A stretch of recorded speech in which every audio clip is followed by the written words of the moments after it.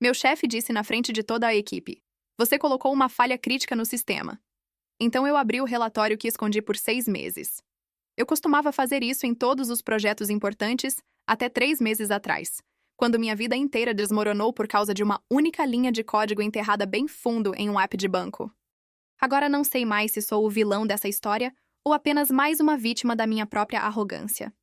A maioria das pessoas acha que backdoors são coisa de hackers ou espiões governamentais. Mas a verdade é que desenvolvedores comuns como eu colocam isso o tempo todo, às vezes por conveniência. Às vezes para fazer troubleshooting. Às vezes só porque somos preguiçosos demais para fazer do jeito certo. É um segredo aberto na indústria que ninguém comenta nas conferências. Eu não comecei querendo me tornar um risco de segurança. Eu era só um garoto de uma cidadezinha pequena no Ohio que teve a sorte de conseguir uma bolsa integral na Carnegie Mellon para a ciência da computação, o primeiro da minha família a entrar na faculdade. Meus pais ficaram tão orgulhosos que fizeram um segundo financiamento da casa só para me ajudar com as despesas em Pittsburgh. Eu prometi que faria valer a pena o sacrifício deles. A formatura veio acompanhada de uma montanha de ansiedade. Eu tinha empréstimos estudantis para pagar, pais para orgulhar, e nenhuma ideia se era realmente bom o suficiente para sobreviver no mundo real. Quando a FinSecure me ofereceu um emprego, aceitei na hora. Mesmo com o salário mais baixo do que meus colegas estavam conseguindo, era estabilidade, e era disso que eu precisava. Meus primeiros meses foram um borrão de treinamentos, sessões de orientação e pequenas correções de bugs. Eu estava desesperado para me provar, ficava até tarde, estudava documentação nos fins de semana, fazia tudo o que podia para parecer que pertencia àquilo. Um desenvolvedor sênior chamado Jake me tomou sob sua asa. Ele era um cara de uns 40 e poucos anos, com 3 filhos e uma cara de cansado perpétuo. Mas conhecia os sistemas melhor do que ninguém. Quando surgiu o projeto do app de mobile banking, Jake me recomendou para a equipe. Era a minha primeira chance real de mostrar do que eu era capaz.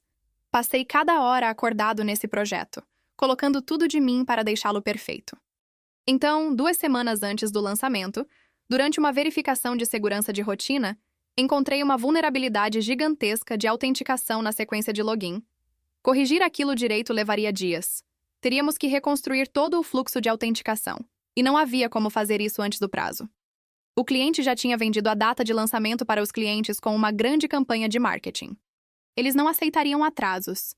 Entrei em pânico, mas não contei para ninguém.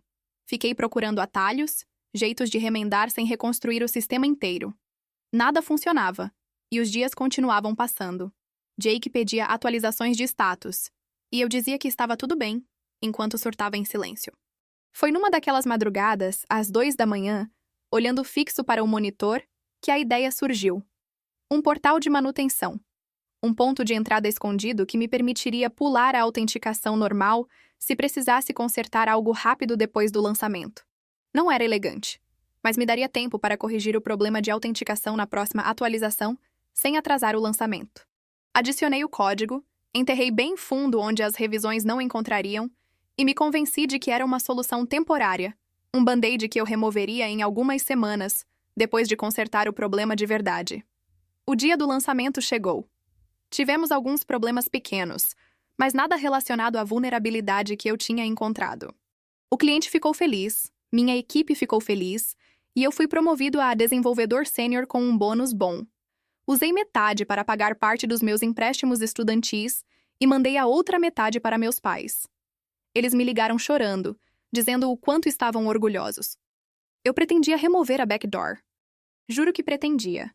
Mas outros projetos apareceram, o app estava rodando liso, e ela ficou lá, e ficou, até eu quase esquecer que existia. Cerca de 6 meses depois do lançamento, surgiu um problema no processamento de transações do app. As ferramentas normais de debug não ajudavam e o cliente estava ficando impaciente. Foi aí que lembrei da minha backdoor. Entrei, consertei o problema em minutos e saí. Ninguém nunca soube que eu tinha pulado todos os protocolos de segurança, e eu me senti um gênio. Aquilo virou minha especialidade, meu truque secreto.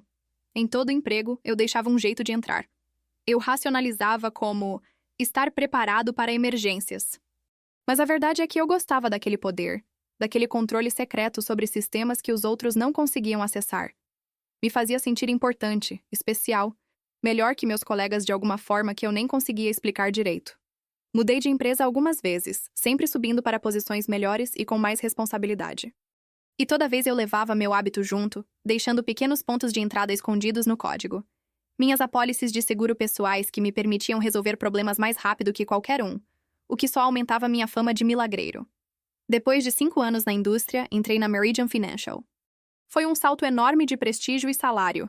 Eles gerenciavam mais de 25 bilhões de dólares em ativos de clientes de alto patrimônio e tinham protocolos de segurança que faziam meus empregadores anteriores parecerem que usavam Windows 95. Com a senha password no processo seletivo, as entrevistas foram intensas.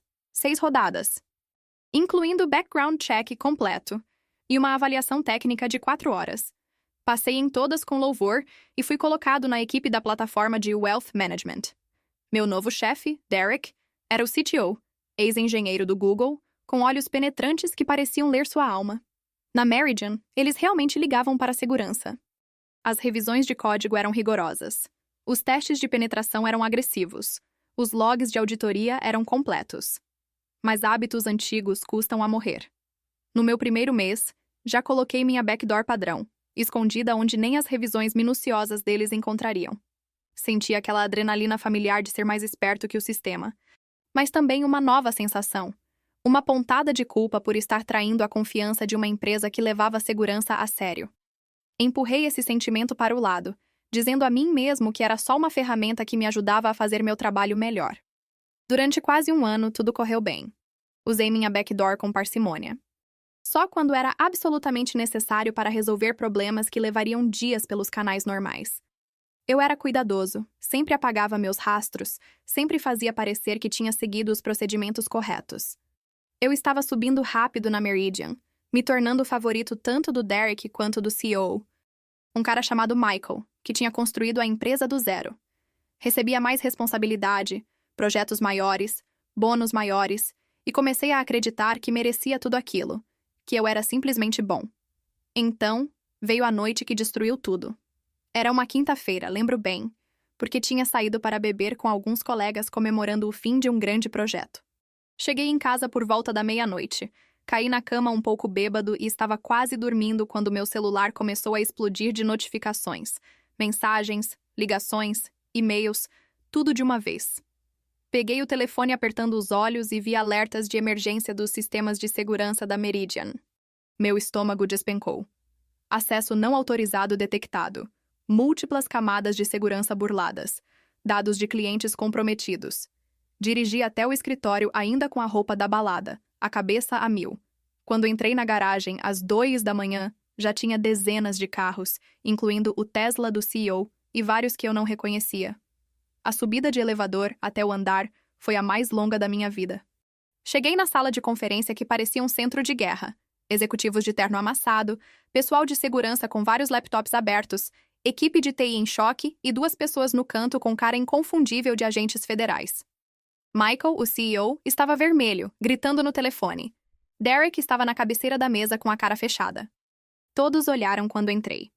Derek fez sinal para eu me aproximar do computador principal, onde tinha o código na tela.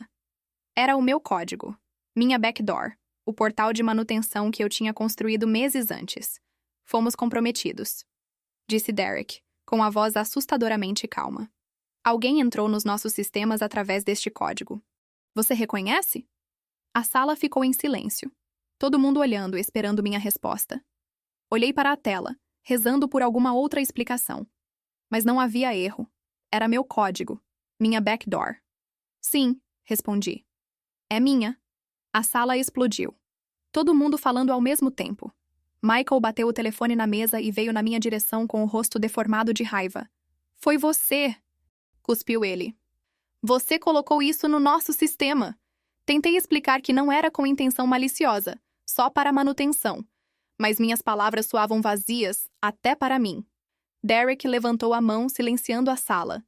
Preciso de todos os detalhes, Alex. Quando você adicionou isso? O que exatamente ele faz? Quem poderia saber sobre ele? Uma das agentes federais se aproximou. Uma mulher de uns 40 anos com olhos afiados. Agente especial Lowell, da Força Tarefa de Crimes Financeiros. Antes de responder, saiba que mais de 43 milhões de dólares foram transferidos das contas dos clientes nas últimas 3 horas. E conseguimos rastrear o ponto de acesso diretamente para esta backdoor. Senti o chão sumir debaixo dos meus pés. 43 milhões de dólares. Isso não era só uma brecha de segurança. Era roubo em escala gigantesca. Derek ficou pálido. Como isso aconteceu? Perguntou. Como alguém encontrou essa backdoor? Balancei a cabeça. Não sei. Eu fui cuidadoso. Mas a agente Lowell interrompeu. Você implementou backdoors semelhantes em outros sistemas? A pergunta me acertou como um soco. De repente, a dimensão do que eu tinha feito desabou sobre mim.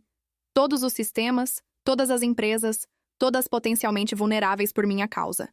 Sim, admiti. Em todos os empregos que tive nos últimos 5 anos, um suspiro coletivo encheu a sala. Derek fechou os olhos por um segundo, como se sentisse dor física. Você precisa listar todos, disse a agente Lowell. Todas as empresas, todos os sistemas, todas as backdoors. Agora. As horas seguintes foram um borrão de confissões. Explicações e diagramas de sistemas.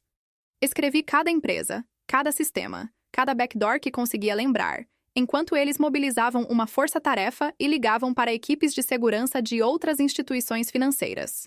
Alguns dos meus ex-empregadores já tinham migrado para novos sistemas, mas a maioria ainda rodava código com minhas entradas escondidas. Ao amanhecer, já tinham confirmado que outras 3 instituições haviam sido invadidas, embora não com a mesma gravidade da Meridian. A agente Lowell me puxou de lado. Você não está preso, ainda, disse ela. Mas não saia da cidade. Vamos precisar fazer uma entrevista formal.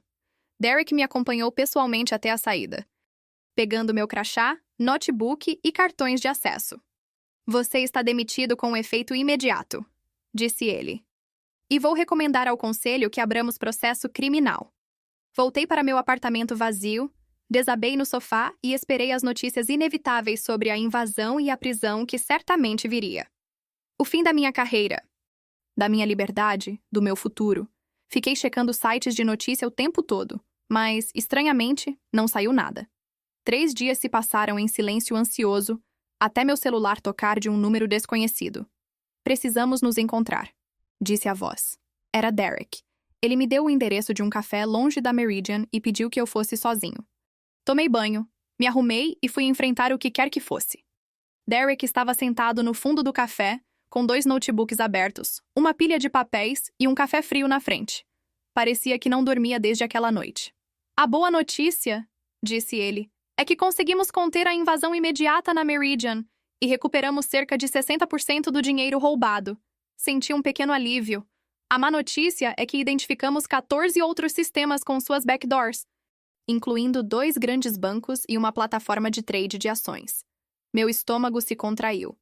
3 desses sistemas já foram comprometidos, embora não com a mesma gravidade que o nosso, continuou Derek. Claramente alguém encontrou uma das suas backdoors e percebeu que você usava código parecido em outros lugares. Queria desaparecer. Afundar no chão. Por quê? Perguntou Derek, finalmente demonstrando emoção de verdade.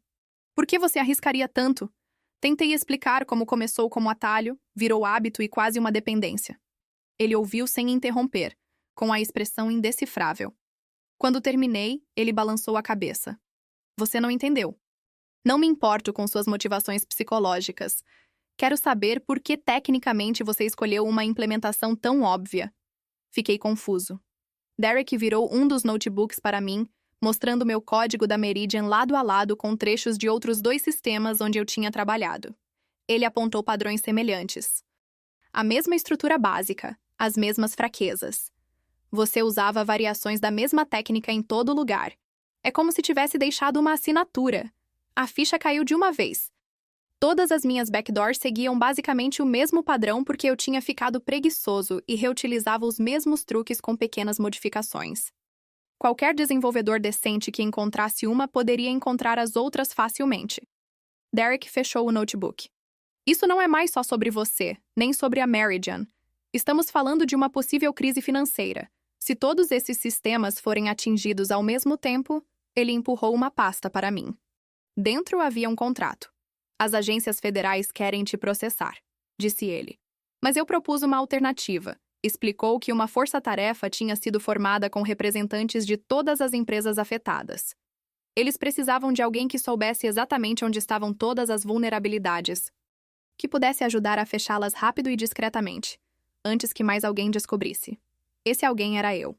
O contrato era para uma posição de consultor, trabalhando sob supervisão rigorosa para identificar e remover todas as backdoors que eu já tinha criado e depois ajudar a fortalecer a segurança geral de cada sistema. É isso ou processo criminal, disse Derek sem rodeios. E estou lutando muito por essa opção contra uma oposição grande, então não me faça me arrepender. Assinei na hora. Durante os 2 meses seguintes, trabalhei ao lado das equipes de segurança de cada empresa afetada, sob o olhar atento de agentes federais, identificando e removendo todas as vulnerabilidades que eu tinha criado. Foi um trabalho exaustivo e humilhante, encarando as pessoas cujos sistemas eu tinha comprometido. O pior foi voltar para a FinSecure, meu primeiro emprego. Jake ainda estava lá, agora como chefe de segurança. A cara dele quando me viu entrar com a força-tarefa foi algo que nunca vou esquecer. Uma mistura de incredulidade, decepção e raiva. Você, disse ele. Foi você quem comprometeu o nosso sistema. Assenti, sem conseguir olhar nos olhos dele. Eu te avaliei, consegui aquele primeiro grande projeto para você. Disse para todo mundo que você seria excepcional. Ele riu com amargura. Desculpa não cobre nem o começo. O banco perdeu milhões por causa da sua backdoor. Quase faliu. 3 gerentes de agência foram demitidos. O CEO pediu demissão. Você destruiu vidas. Não havia o que eu pudesse dizer, porque ele estava certo. No final dos 2 meses, tínhamos identificado e fechado todas as vulnerabilidades que eu lembrava, além de algumas que eu tinha esquecido. Mas a descoberta mais perturbadora foi que 3 das minhas backdoors mostravam sinais de terem sido acessadas por alguém que não era eu. A reunião final da força-tarefa foi na mesma sala onde tudo começou. A agente Lowell se levantou e disse: graças à cooperação de todos, conseguimos fechar todas as vulnerabilidades conhecidas sem novas invasões. As investigações indicam que os ataques foram feitos por um grupo da Europa Oriental. Ela olhou diretamente para mim. Quanto à questão do processo criminal, pela cooperação completa e pelo trabalho extenso de correção, estamos recomendando que não haja acusações criminais neste momento. Respirei pela primeira vez em meses. Havia condições, claro, uma multa pesada, vários anos de trabalho supervisionado e restrições sobre os tipos de sistemas que eu poderia acessar. Mas eu não ia para a prisão. Derek me pediu para ficar depois que todos saíram. Sabe qual é a pior parte de tudo isso? Perguntou ele. Verificamos os logs de todos os sistemas que foram comprometidos, incluindo o nosso. Sabe o que encontramos? Nenhuma das backdoors que você criou era necessária. Nenhuma. Todos os problemas que você resolveu por elas poderiam ter sido resolvidos pelos canais adequados. Sim, demoraria mais, exigiria mais papelada, envolveria mais pessoas, mas os sistemas foram projetados assim por um motivo. Ele estava certo. E essa verdade doeu mais que tudo. 2 meses atrás... 2. Agora passo meus dias caçando backdoors em vez de criá-las, procurando os mesmos padrões, os mesmos atalhos, a mesma arrogância que eu já tive. É um trabalho humilhante, mas necessário. Ontem encontrei a primeira. Um desenvolvedor júnior tinha criado um portal de manutenção parecido escondido num novo sistema de processamento de crédito. Chamei ele na sala, mostrei o que encontrei e vi seu rosto passar pelas mesmas emoções que eu senti naquela noite. Medo, defesa, racionalização. Não dei sermão, não ameacei. Mostrei os logs da Meridian, o estrago que tinha sido feito, as vidas afetadas. Contei minha história. No final, foi ele quem sugeriu remover completamente a backdoor. Ainda acordo às vezes suando frio pensando em todos os sistemas que ainda rodam com portas escondidas criadas por outros desenvolvedores. Como eu era. Sei que não vamos encontrar todas.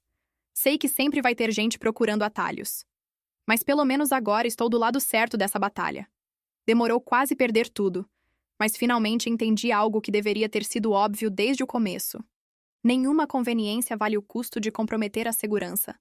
Especialmente quando não é só a sua segurança que está em jogo, mas o bem-estar financeiro de milhares de pessoas que confiaram seu dinheiro nos sistemas que você construiu. Não falo com meus pais desde que isso aconteceu. Não consigo contar para eles o que fiz, o quão perto cheguei de ir para a prisão. Às vezes começo a discar o número e desligo antes de completar. Meus colegas da Meridian ainda não confiam em mim. A maioria nem faz contato visual no corredor. Não os culpo. Eu também não confiaria em mim. Derek é o único que me trata normalmente. E acho que é só porque me vê como uma ferramenta útil. Não como uma pessoa que merece redenção. O pior de tudo é o dinheiro. 40% do que foi roubado da Meridian, mais de 17 milhões de dólares, ainda está desaparecido. É dinheiro que pertencia a pessoas reais, famílias, empresas, instituições de caridade. Penso nesse número todos os dias. Comecei a dar aulas voluntárias num bootcamp de programação, ensinando princípios de segurança para novos desenvolvedores, tentando plantar bons hábitos desde o começo. Talvez seja uma forma de penitência. Talvez só minha maneira de tentar equilibrar a balança. Mas parece importante. Na semana passada, uma aluna me perguntou: como desenvolvedor de software, com que frequência você deixa uma backdoor no seu código? Olhei para o rosto jovem e ansioso dela, tão parecido com o meu anos atrás, e dei a resposta que agora dou para todo mundo. Nunca mais.